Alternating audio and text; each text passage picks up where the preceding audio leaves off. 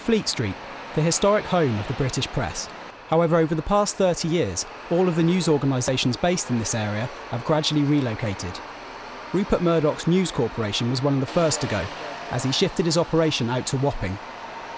The prime reason for this move was to save money, but profit also plays a part in determining a paper's news output.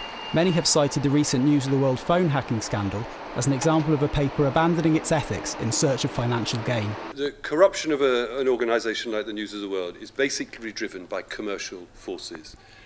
On the first hand, they don't have enough resources and enough reporters to do the job honestly and properly. So they cut corners by using private investigators.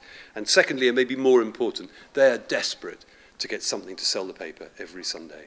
And that commercial imperative takes over from any kind of ethical or legal worry and drives them into more and more desperate and criminal activities. So how easy really is it to become a tabloid phone hacker?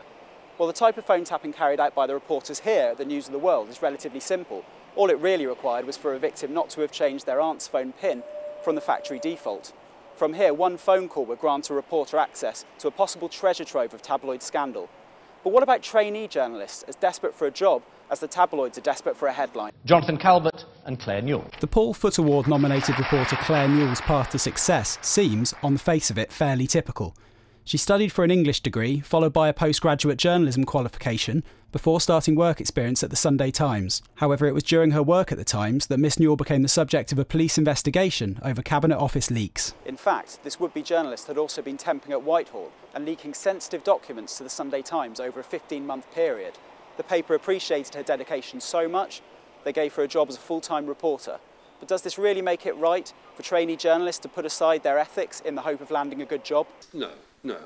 Because on the whole, you have to be able to lie straight in bed at the end of the day. And you know, some of these judgments about what's right and wrong can be tricky, but you have to try to stay on the right side of the line, at least try. And so there's no point in behaving like a corrupt scumbag. You just feel bad about yourself and waste your life. Easy to say for a seasoned hack with a contract at The Guardian, but I spoke to some journalism students at the University of Westminster to find out how far they would go to land a job. I'm a first-year journalism student. There's 64 people in my year.